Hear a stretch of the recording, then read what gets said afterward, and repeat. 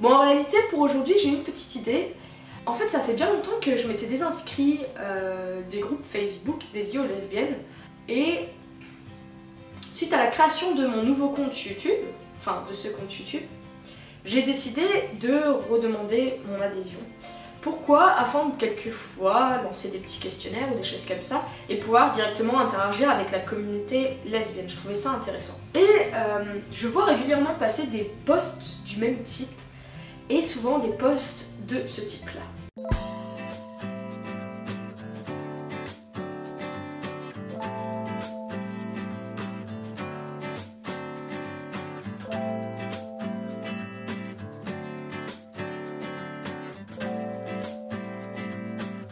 Tu l'auras donc deviné, aujourd'hui je vais essayer de te donner des conseils pour que tu évites toutes ces filles briseuses de cœur.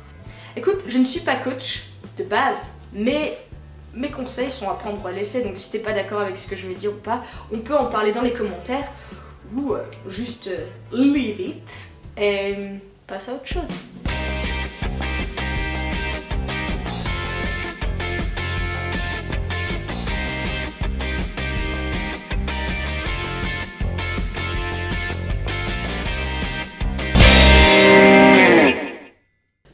Premier cas de figure. La jalousie. Alors, on est toutes d'accord? Non, on n'est pas toutes d'accord. Non, mais moi, je suis jalouse. De toute manière, je l'aime, elle est à moi. Oh non, mais la jalousie, voilà, c'est un truc trop mignon. Moi, j'adore, ça prouve qu'elle m'aime. Un peu jalouse, ça va. Trop jalouse. Ok, mais mon point de vue, c'est que la jalousie, c'est comme un boa, tu vois, un gros serpent là. C'est comme si tu prenais ce boa et que tu le mettais autour de ton cou et hop, t'allais te balader dans la rue. Alors au début, tu vois, ça va, tu peux discuter, tu t'amuses, tout ça, tu t'en rends pas compte. Mais au bout de quelques semaines, et ben le machin, il a bien compris, hein, il s'enroule, jusqu'au bout du moment où tu ne peux plus respirer. Comment y remédier? Alors, c'est simple, en même temps c'est pas très simple parce que quand c'est les débuts de l'amour, tu vois, et ben t'aimes bien sentir un peu ta copine être jalouse. Mais je crois que au bout d'un moment ça peut être un peu perversif, dans le sens où ça peut pervertir votre relation, tu vois, sur une longue durée. La meilleure des choses, c'est de prévenir ça au tout début, quand ton couple commence à petit peu se construire. En faisant ça, peut-être que tu vas casser un peu le jeu de la séduction après la mise en couple, tu vois.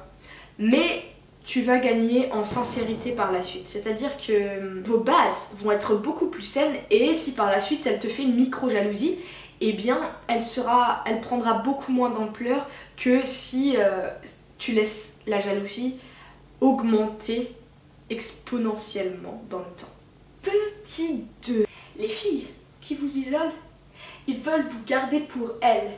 Alors ça, tu vois, au début tu t'en rends pas compte parce que t'es amoureuse et que tu veux passer du temps avec elle, mais petit à petit, comment y remédier? Pour une bonne relation, il faut savoir rester droite dans ses baskets au tout début. C'est-à-dire que, ok, il va falloir que tu te poses à un moment, tu sais que tu es amoureuse, que tu es dans l'entrain de tes émotions, tu suis tes émotions et tu as vraiment envie de le faire. Mais il va vraiment falloir que à chaque fois que tu as une relation, s'il faut que tu le fasses à chaque fois que tu as une relation, fais-le. Mais tu te poses et tu réfléchis sur ce qui est important et dans ta vie et ce qui te permettait de te sentir bien et d'évoluer, de t'épanouir. Et maintenant, on passe à ces filles fourbes. Je voulais en venir à ça, c'est que si ta copine te ment pour son propre besoin, eh bien, même pour des petites choses, d'accord? Que ce soit, je sais pas, pour sortir ou si elle te dit pas la vérité, parce que elle sent juste que ce sont des barrières que tu lui imposes, une fois, 2 fois, 3 fois, mais au bout de la 3e fois, vraiment, dis-toi que c'est fini, tu peux rien faire parce que votre relation commence déjà à être un peu ambiguë, pas ambiguë mais non saine. Mon gars, faut la quitter celle-là. Mais je tiens quand même à ajouter que si ta copine veut pas te dire la vérité, alors soit c'est vraiment qu'elle a un problème avec ça et que elle est vraiment fourbe, soit aussi tu peux te remettre en question et te demander si c'est pas toi qui lui crée ces barrières, tu vois, en étant trop fermé sur un sujet ou une situation. On arrive bientôt à la fin, mais avant la toute dernière, si tu ne veux pas être déçu, arrête d'aller à la pêche aux hétéros.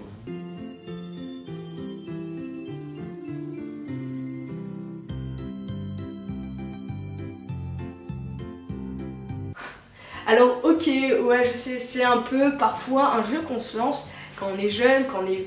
Peu importe, il n'y a pas d'âge pour ça.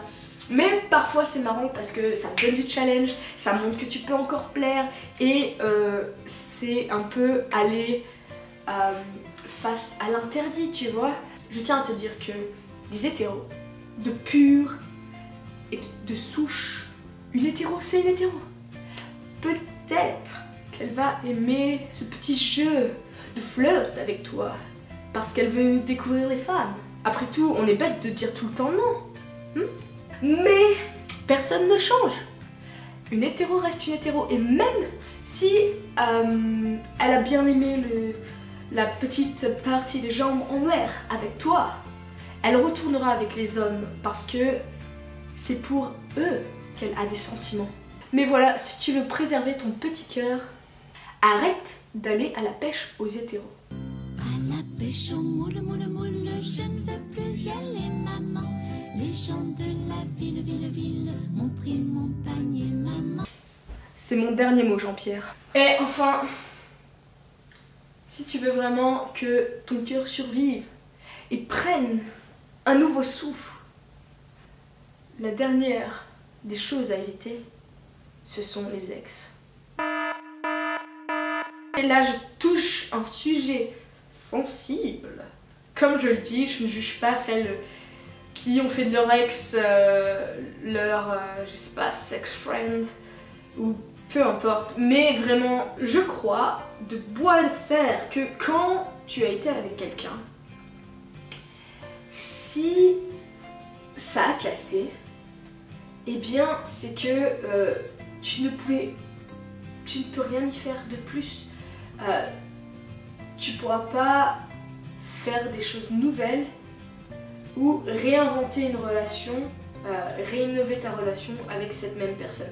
Alors, peut-être qu'il y a des exceptions et que ça dépend de la situation de ta relation avec elle. Parce que quelquefois on casse parce que cette personne-là avait des choses à régler d'abord chez elle avant de pouvoir s'engager, ou tu avais des choses à régler chez toi, que ce soit familiaux, peu importe quel type de problème, d'accord, tu devais les régler avant de te mettre en couple. Et aucune de vous deux n'avait cette capacité à évoluer en couple. Quelquefois aussi, le manque de communication a tout niqué, et le fait de vous retrouver après quelques temps permet à vos deux personnes d'avoir un peu évolué dans vos têtes et d'avoir réfléchi sur les conditions de comment ça a cassé et de pourquoi.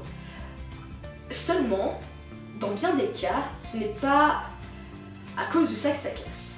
C'est-à-dire que tu connais la personne, tu connais son caractère, ce qu'elle aime, tu connais tout d'elle, et malgré tout, eh bien écoute, ça a cassé. Et le problème, c'est que toi, en te remettant avec elle, comme je l'ai dit, tu cherches à réinventer, réinnover votre relation, la relation que vous avez eue ensemble, et redécouvrir de nouvelles choses.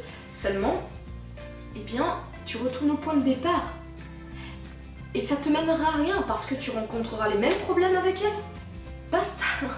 J'ai pas d'autre chose à dire, je cherche un mot, mais il n'y a pas d'autre chose à dire. On arrête les ex. Non, c'est pas bien. Bon alors, conclusion. Est-ce que les filles bien, ça existe encore? Les filles bien, ça existe. On a tous nos qualités, nos défauts.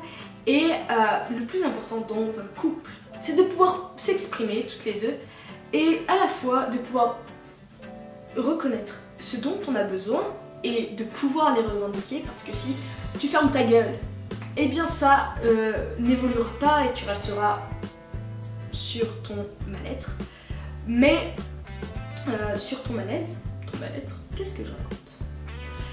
Mais aussi c'est de pouvoir entendre ce que ta partenaire a besoin de revendiquer également et de trouver une solution ensemble. Tu auras toutes les réponses grâce à la lumière de la vérité.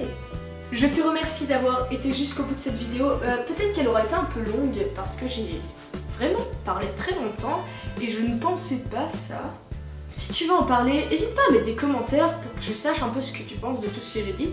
Ensuite, si tu as des sujets que tu aimerais qu'on traite, eh bien n'hésite pas à en parler aussi. Mets un petit pouce pour continuer à m'encourager. Merci à ceux qui s'abonnent également et je vous revois très vite.